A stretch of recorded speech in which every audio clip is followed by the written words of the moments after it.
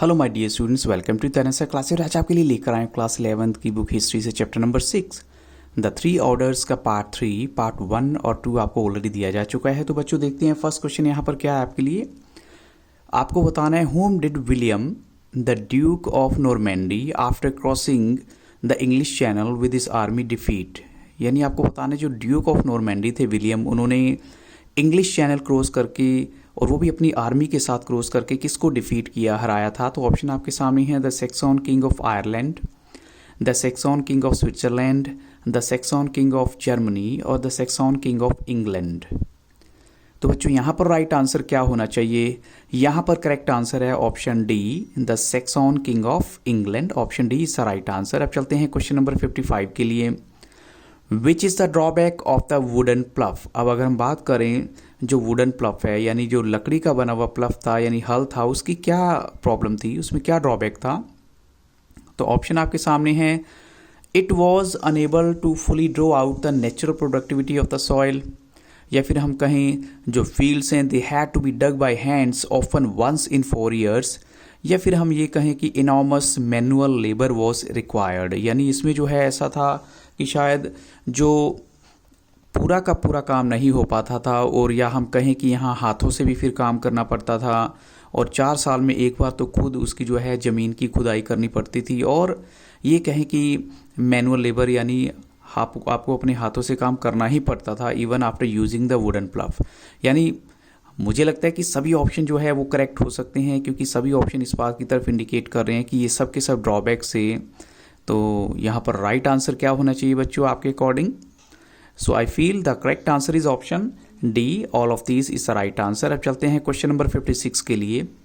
What made the life of the poor people difficult. अब वहाँ पर जो गरीब लोग थे उनकी लाइफ डिफ़िकल्ट क्यों हो गई थी? तो ऑप्शन आपके सामने है chronic mall nutrition alternative with devastating famines. अब तो देखिए, एक तो ना तो उनको खाने के लिए कुछ मिल रहा था, लगातार ऐसे हालात हो गए थे, और साथ में जो फैमिन्स हैं कॉन्टीन्यूसली जो वहाँ बार बार जो है अकाल पड़ रहे थे, या कुछ भी ऐसा हो रहा था कि फसल नहीं हो पा रही थी। या सेकंड ऑप्शन है the peasants were oppressed by the lords, या जो किसानों को जो है लॉर्ड्स के द्वारा ऑप्रेस किया जा रहा था।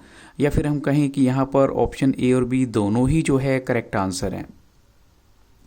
तो बच्चों यहाँ पर राइट आंसर क्या होना चाहिए? यहाँ पर करेक्ट आंसर है ऑप्शन सी। दोनों ही ऑप्शन जो हैं इस बात की तरफ इंडिकेट करते हैं कि जो पीजेंट्स हैं उनकी कंडीशन जो है ज़्यादा अच्छी नहीं थी, जो पुअर पीपल है उनकी कंडीशन ज़्यादा अच्छी नहीं थी। तो अब चलते हैं बच्चों हम क्वेश्चन नंबर 57 के लिए। Which statement is true about the peasants of the time, यानी वहाँ के किसानों के बारे में कौन सी स्टेटमेंट बिल्कुल सही है? तो दे डिड नॉट बाउ क्वाइटली टू ऑप्रेशन। सबसे बड़ी बात क्या है कि वो जब उनको दबाने की कोशिश की जाती थी तो वो इतना ईजिली जो है अपनी हार नहीं एक्सेप्ट करते थे। और सेकंड है they avoided performing unpaid extra service, और वो जो है अनपेड जो है एक्स्ट्रा सर्विस नहीं करना चाहते थे, बचते थे उससे। और they came into conflicts with the lords, और वो ऐसा कई बार होता था कि जब उनके पेस्चर्स यानी जो जानवरों को चराने की जगह होती है या फॉरेस्ट लैंड्स होते हैं, उनकी वजह से उनका कई बार झगड़ा हो जाता था लॉर्ड्स के साथ। या फिर कहीं सारे के सारे ऑप्शन ही यहाँ पर करेक्ट हैं। तो बच्चों यहाँ पर राइट आंसर है ऑप्शन डी, क्योंकि सभी ऑप्शन जो हैं इस बात की तरफ इशारा करते हैं। तो option D is the right answer. Question 58 है which method of harnessing animals to the plough was improved. यानी यहाँ पर जो देखें तो कौन सा मेथड जो है जानवरों को हार्नेस करने का वो भी प्लफ में इम्प्रूव किया गया था। तो ऑप्शन आपके सामने है instead of neck harness shoulder harness came into use, या फिर कहें इंस्टेड ऑफ शोल्डर हार्नेस नेक हार्नेस केम इनटू यूज़। तो बच्चों यहाँ पर इस चीज़ को समझना जरूरी है। एक्चुअल में इसमें क्या कहा गया है कि पहले क्या होता था, जो बैल होते थे जिनको लगाया जाता था हल खींचने के लिए, तो उनकी नेक के ऊपर प्रेशर रहता था, नेक के ऊपर ज़्यादा जोर था, लेकिन बाद में उसको शोल्डर में कन्वर्ट कर दिया गया। शोल्डर से आप ज़्यादा काम कर सकते हैं, वैसे ही बैल जो है ज़्यादा काम यूज़ कर सकते थे। या फिर ये कहें कि पहले शोल्डर से होता था या बाद में फिर नेक वाला काम किया गया। तो आपको इन दोनों में से करेक्ट ऑप्शन बताना है। तो बच्चों यहाँ पर राइट आंसर है ऑप्शन ए, क्योंकि पहले क्या होता था नेक हार्नेसिंग होती थी, लेकिन बाद में जो है शोल्डर हार्नेसिंग जो है यूज़ में आ गई। तो इसलिए हम कह सकते हैं option A is the right answer. Question 59 देखिए, what was the most revolutionary change in the use of land, यानी जो लैंड की अगर यूज की बात करें उसमें सबसे बड़ा जो रेवोल्यूशनरी चेंज वो क्या था। तो ऑप्शन आपके सामने है, there was a switch from a 2 field to a 3 field system, या फिर हम कहें there was a switch from 2 field to a 3 field system 4 field system. तो दोनों में से एक ऑप्शन बच्चों करेक्ट है। यहाँ पर राइट आंसर है ऑप्शन ए कि अब जो है 2 फील्ड की बजाय 3 फील्ड वाला सिस्टम जो है वो अडॉप्ट कर लिया गया था। तो ये एक नया चेंज था जो कि लैंड को यूज़ करने का था। अब चलते हैं क्वेश्चन 60 के लिए, why were more water powered and wind powered mills setup. अब ऐसा क्या रीज़न था, ऑल ओवर द यूरोप जो है ये मिल सेट की गई थी। तो ऑप्शन आपके सामने है, for the purpose of milling corns, या फिर हम कहें for the purpose of pressing grapes. तो क्या रीज़न हो सकता है बच्चों यहाँ पर। तो यहाँ पर बच्चों करेक्ट आंसर है ऑप्शन सी, जिसमें दोनों ही ऑप्शन आ जाते हैं। एक तो कॉर्न्स को मिल करना, उनको उनकी पिसाई कर देना, या फिर ग्रेप्स को प्रेस करना, और जो वहाँ पर आपको पता है वाइन वगैरह बनती थी। तो दोनों ही काम हो रहे थे यहाँ पर, इसलिए option C is right answer. अब चलते हैं क्वेश्चन 61 के लिए, what was the advantage of the greater use of plants like peas and beans, यानी जो मटर हैं या बीन्स हैं जो उनके क्या एडवांटेज थे। तो ऑप्शन आपके सामने है, more vegetable proteins in the diet of the average European, या फिर कहें a better source of fodder for their animals, या फिर कहें दोनों ही ऑप्शन यहाँ पर भी करेक्ट होंगे। तो बच्चों यहाँ पर राइट आंसर क्या है, यहाँ राइट आंसर है ऑप्शन सी कि इंसानों को तो मिल रहा था, यूरोपियंस को तो मिल रहा था वेजिटेबल बेस्ड प्रोटीन, और जानवरों को जो है चारा मिल रहा था। तो दोनों ही ऑप्शन बच्चों यहाँ करेक्ट हैं। अब चलते हैं क्वेश्चन 62 के लिए, what was the biggest cause of the weakening of the personal bonds that had been the basis of the feudalism. अब आपको बताना है ऐसा क्या रीज़न है जिसकी वजह से जो इनका पर्सनल बॉन्ड थे वो थोड़े से वीक हो गए, और फ्यूडलिज्म के लिए वो पर्सनल बॉन्ड्स बहुत ज़रूरी थे। जैसे लॉर्ड्स का अपने नाइट्स के साथ, या नाइट्स का आगे नीचे जो है अपने और जो उनके काम करने वाले वर्कर्स थे। तो क्या रीज़न था, ये सारा सिस्टम जो है ख़राब हो चुका था, वीक हो चुका था। ऑप्शन आपके सामने है, because economic transactions were becoming more and more money based, या कहें because social relations were becoming more and more money based. तो अब देखिए इकोनॉमिक ट्रांजैक्शंस की बात हो रही है, या सोशल रिलेशंस की बात हो रही है, या फिर पर्सनल रिलेशंस की बात हो रही है जो कि मनी बेस्ड हो चुकी थी। तो बच्चों हम यहाँ पर बोलेंगे करेक्ट आंसर है ऑप्शन ए, क्योंकि इकोनॉमिक ट्रांजैक्शंस में अब सब कुछ मनी बेस्ड होता जा रहा था। तो ये वन ऑफ द रीज़न था जिसकी वजह से वो बॉन्ड्स जो हैं वो वीक हो गए थे। तो option A is the correct answer, क्योंकि मनी का यूज़ ज़्यादा था अब जो है। क्वेश्चन 63 में देखिए, when did the agriculture prices doubled in England. आपको बताना है किस टाइम पीरियड में इंग्लैंड में एग्रीकल्चर प्राइसेस जो हैं वो डबल हो गए थे। तो ऑप्शन आपके सामने है, बिटवीन 1270 टू 1330, 1270 टू 1320, 1240 टू 1330। तो बच्चों यहाँ करेक्ट आंसर क्या होगा, यहाँ पर राइट आंसर है ऑप्शन बी, बिटवीन 1270 टू 1320 जो है इस टाइम पीरियड में इंग्लैंड के अंदर प्राइसेस डबल हो गए थे। क्वेश्चन नंबर 64 देखिए, एक्सपेंशन इन एग्रीकल्चर वॉज, यानी अगर हम कहें एग्रीकल्चर का जो एक्सपेंशन हुआ, it was accompanied bye growth in 3 related areas, 3 areas में ग्रोथ भी हुई। तो इनमें से कौन सा ऐसा एरिया है जो करेक्ट आंसर नहीं है। ऑप्शंस आपके सामने गिवन है, पॉपुलेशन, ट्रेड, पॉल्यूशन, या फिर टाउन्स। अब वो 3 एरिया छोड़ के जो उन एरिया में नहीं आता वो आंसर आपको देना है। तो करेक्ट आंसर बच्चों यहाँ पर है पॉल्यूशन। पॉपुलेशन भी था, ट्रेड भी था, टाउन्स भी था, लेकिन पॉल्यूशन जो है वो रॉन्ग आंसर है यहाँ पर।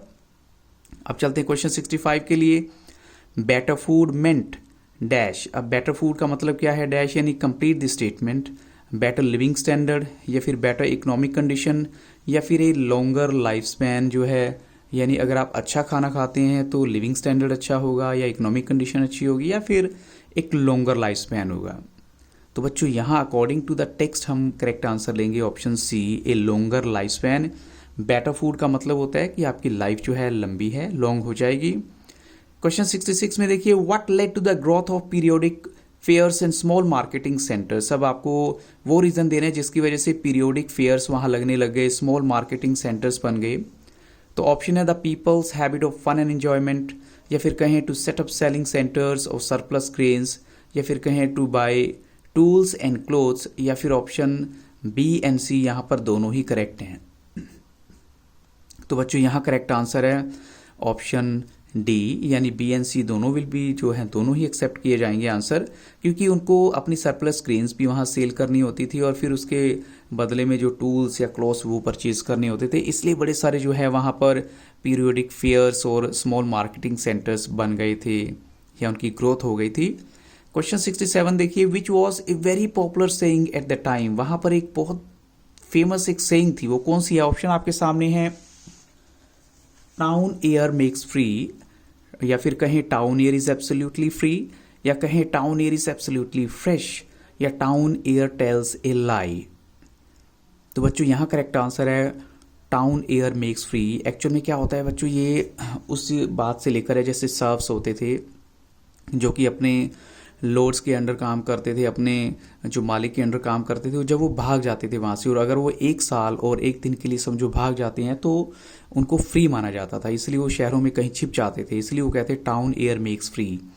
अब चलते क्वेश्चन 68 के लिए, after running away from his lord when would this serf become a free man. ये क्वेश्चन आपका पिछले आंसर, यानी हम कहेंगे इस क्वेश्चन का आंसर पीछे वाले आंसर से छिपा हुआ है।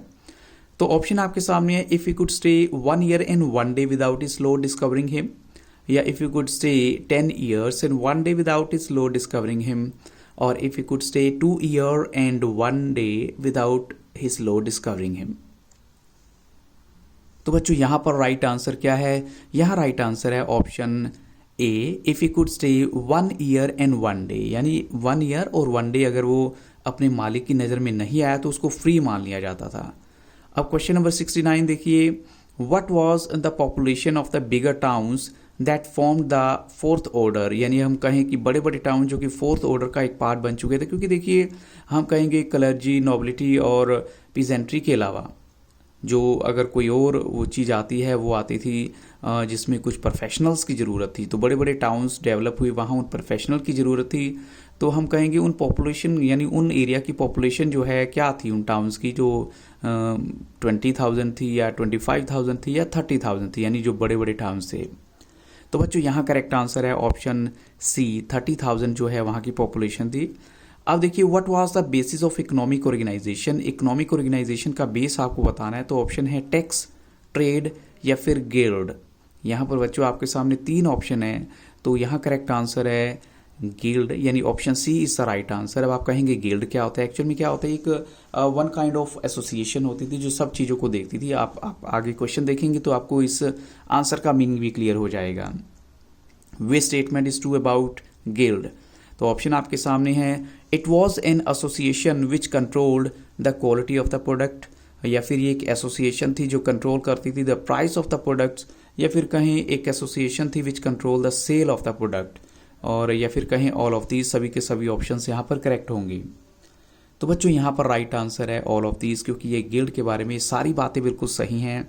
अब चलते हैं क्वेश्चन नंबर 72 के लिए, which statement is true about the guild hall. अब गिल्ड हॉल एक्चुअल में क्या था, या उसके बारे में कौन सी स्टेटमेंट बिल्कुल सही है? तो it was a building for ceremonial functions, या फिर कहें it was a building where heads of all the guilds met formally, जहाँ पर वो सब के सब फॉर्मल वे से आपस में मिलते थे, या फिर कहें सी में दोनों ही ऑप्शन करेक्ट होने चाहिए।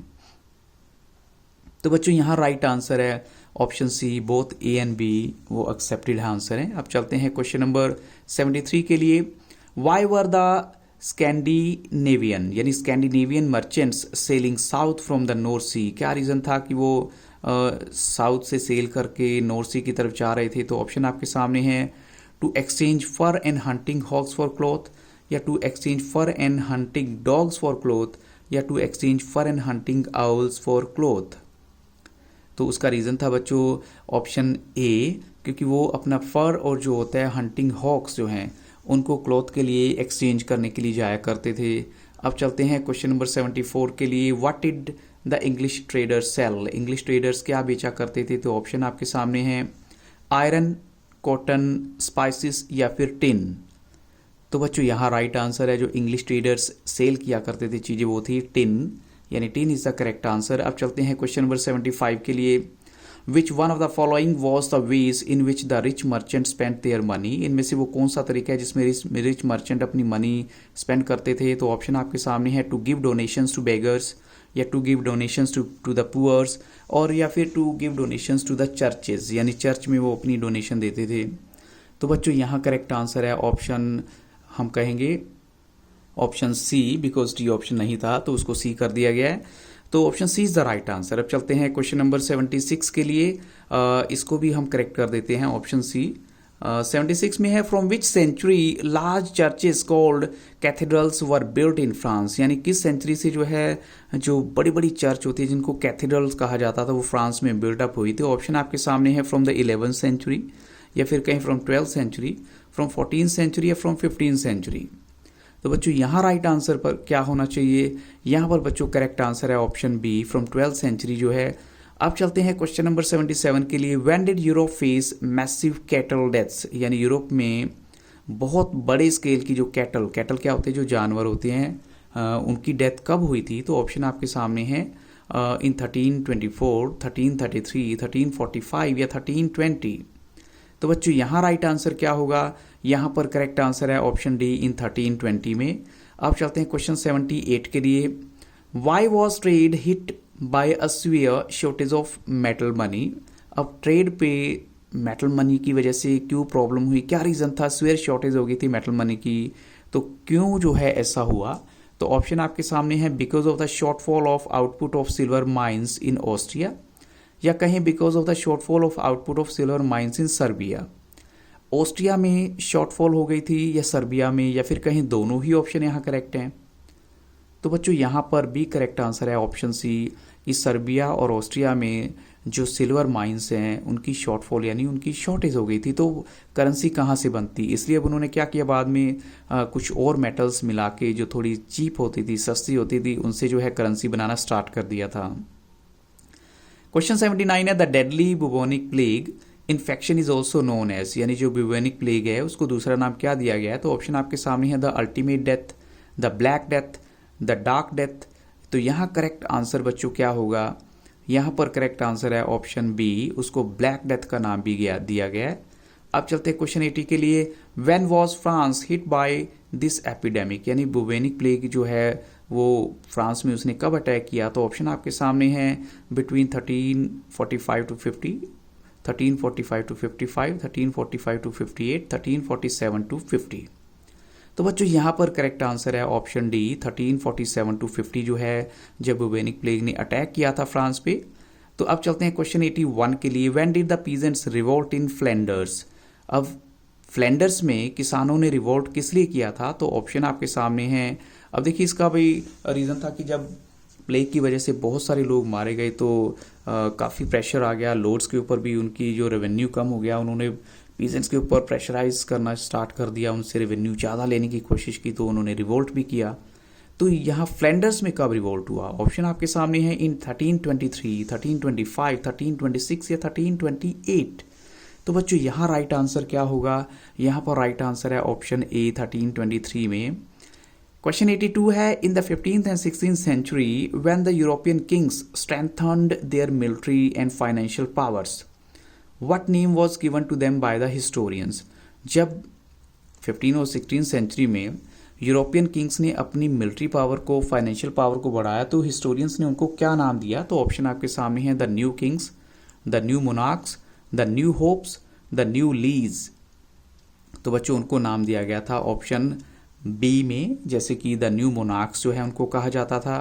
क्वेश्चन 83 है Louis 11 in France, Maximilian in Austria, Henry 7 in England, Isabel and Ferdinand in Spain, इनको कहा जाता था एब्सोल्यूटिस्ट रूलर्स। अब इसमें जो है वो स्टेटमेंट कौन सी सही है जो एब्सोल्यूटिस्ट रूलर के लिए होती है। तो ऑप्शन आपके सामने है they started the process of standing आर्मीज, या आर्मी की वजह से, या कहीं the process of permanent bureaucracy की वजह से, या फिर हम कहें they started the process of national taxation, इसकी वजह से, या फिर ऑल ऑफ दीज, सभी वो रीज़न है।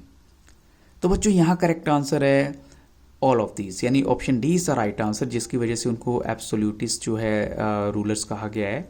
अब चलते हैं क्वेश्चन 84 के लिए। Which wars in France in the 16th century were in part a contest between royal privileges and regional liberties, यानी किस वॉर की बात की गई है फ्रांस में, जो कि 16th सेंचुरी में वो एक पार्ट थी कंटेस्ट बिटवीन रॉयल प्रिविलेज और रीजनल लिबर्टी के बीच में। वो कौन सी वॉर थी? वो पॉलिटिकल वॉर्स, रीजनल वॉर्स, या फिर रिलीजियस वॉर्स, या फिर टेम्पररी वॉर्स?